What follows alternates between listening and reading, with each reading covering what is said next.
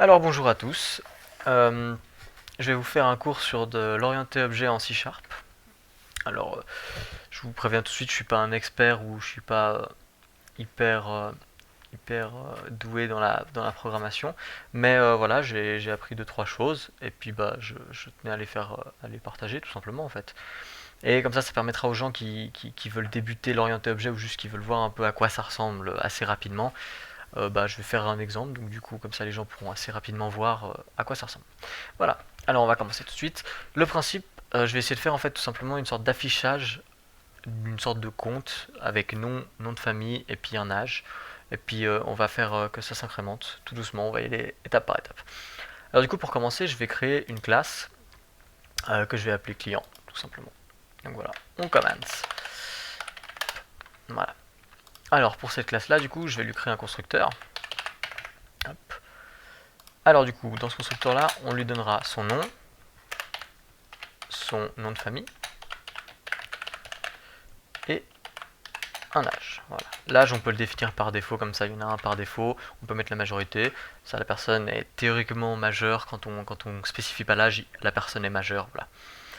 Et du coup, maintenant, pour stocker ces variables, on va faire des petites variables comme ceci. Hop.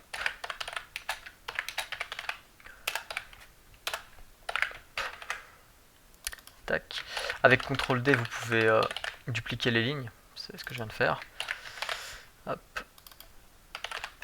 Hop, voilà. Et puis du coup, pour faire ça bien, on va créer des propriétés.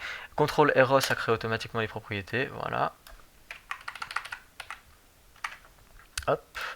Et puis, on va mettre les setters en privé. Comme ça, on est sûr que depuis l'extérieur de la classe, on ne peut pas nous atteindre les variables, en fait, tout simplement. Ensuite, du coup, on met les choses au bon endroit, donc le nom dans le nom, etc.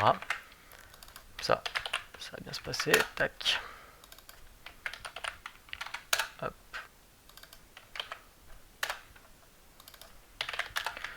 Hop, ok. Donc là, comme ça, on pourra créer un client. Donc là, ce qu'on va faire, c'est qu'on va créer tout simplement un client. Et puis on va l'appeler John. John Doe. Et puis son âge 12. Hop. Voilà. Ensuite, du coup, on peut faire afficher ce client. Hop. Hop. Et on va mettre toString. Comme ça, hop. On va afficher ce client-là directement dans la console. Mais du coup, on n'a pas programmé le toString. Alors on peut aller dans notre classe. Ici, on va override la fonction toString, hop, et on va remplacer ça, du coup, tout simplement par un string formaté ici. Hein. Tac, je vais lui mettre ici son nom, hop,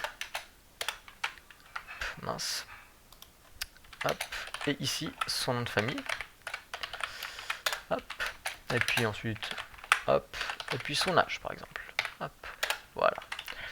Comme ça, on aura son nom de famille et son âge, ce sera visible, ce sera cool. Donc là, ça va afficher John, espace do, espace 2 points, espace 12. Hop, voilà, c'est exactement ce qu'on voulait.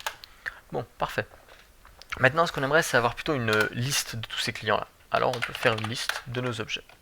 Ça pose pas de soucis, ça va très bien. Tac. Hop, et puis du coup, on va ajouter cet objet-là directement là. Hop, hop, voilà. Hop. Du coup, maintenant, le client n'existe plus. C'est malheureux, mais c'est comme ça. Alors, hop, on peut dire qu'on va parcourir la liste avec un for each, donc pour chaque valeur, hop. Ensuite, une expression lambda. Hop, dedans, on lui dit qu'il obtiendra des clients, C, et puis qu'il faudra juste les afficher. Donc, CW tab tab, C.toString, hop, tac, hop, voilà. Et du coup, maintenant, si je fais par exemple un deuxième, et puis que j'appelle Franck 3, et puis lui, on lui met 34, hop, hop, voilà. Ça nous affiche du coup nos deux valeurs directement grâce à cela. Donc, parfait. C'est ce qu'on voulait. Maintenant, on aimerait par exemple qu'à chaque fois en fait qu'on l'affiche, donc qu'on appelle par exemple toString, et ben on aimerait qu'en fait ça nous augmente l'âge. Donc on va dans notre toString, puis on lui dit plus plus. Comme ça, l'âge sera incrémenté seulement après avoir été appelé en fait, ce qui nous avantage parfaitement. Donc là, quand je vais les appeler, ils vont rester à leur âge initial, mais si je les appelle deux fois, par exemple comme ceci, hop, hop, et puis on va mettre, hop, tac,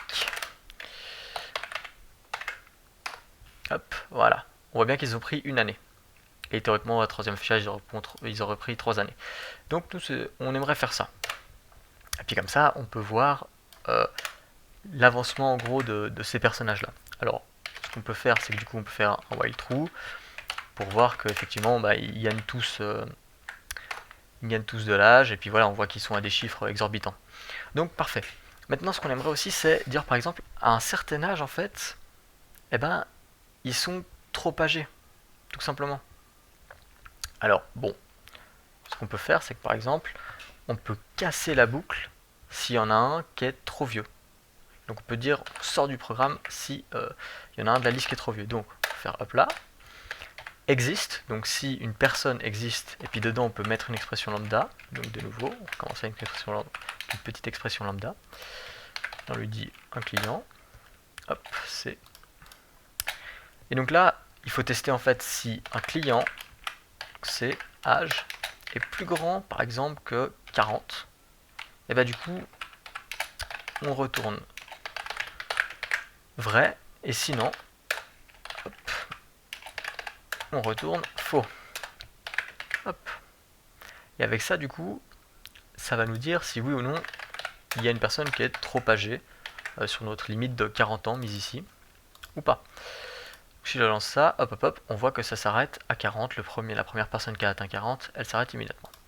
Très bien. Mais là c'est dommage parce que du coup, John, bah, il n'a pas pu aller jusqu'à ses 40 ans, c'est un peu nul. Alors ce qu'on peut faire, c'est que du coup, on pourrait le retirer de la liste, en fait, directement.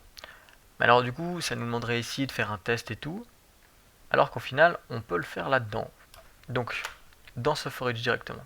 Alors, pour plus de visibilité, je vais le mettre comme une fonction, enfin une méthode normale. Et dedans, je vais juste demander si le client est trop âgé, du coup, plus âgé que 40. Alors dans ce cas-là, on sait qu'il est trop vieux. Alors on va juste afficher quand même que ce client est trop vieux. Donc on va lui demander le C, on l'affiche.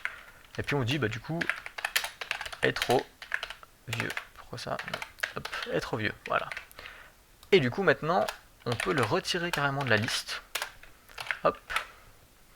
Et là on lui met le client. Hop. Tout simplement. Et sinon, eh ben, hop, il fera ça. Il affichera le client comme normal. Et donc les clients vont gagner de l'âge jusqu'à 40 ans. À 40 ans ici, on affichera, eh ben, il est trop vieux. Enfin à plus de 40 ans, à 41 ans, ça sera affiché il est trop vieux. On le supprimera de la liste et on continuera pour le reste. Tout simplement. Si je lance, hop hop hop, voilà. Et donc on voit bien que Franck part à 41 ans du coup, parce qu'il est trop vieux. Mais John continue sa vie jusqu'à ses 41 ans tranquillement. Donc voilà. Alors maintenant on peut un tout petit peu faire un truc un tout petit peu mieux, parce que là on est dans un while. Donc on peut tester si la liste est finalement vide. Hop, voilà. Si elle est égale à 0, et bah tout simplement on break. Et comme ça veut dire que ça va casser aussi notre boucle infinie. Voilà. Donc là on a un console red key. Donc ce qu'on peut faire c'est que peut-être on peut afficher hop que la liste elle est finie. Hop hop hop. Sur. Tac. Et puis comme ça, on voit bien que la liste est finie, on sait qu'on n'a plus qu'à appuyer sur une touche, et puis que ça clôt tout ça. Donc voilà, j'espère que cette vidéo vous aura un petit peu démontré l'orienté objet en C#, et puis que c'est assez facilement, c'est un peu simple, mais ça permet de faire des petits trucs un peu cool. Et puis du coup on pourrait complexifier la chose en donnant à ses clients plus d'informations, et puis de nouveau en filtrant, etc. Mais ça donne un assez bon aperçu de un peu ce que c'est l'orienté objet en C#, donc voilà. Merci bien d'avoir regardé, au revoir et bonne suite.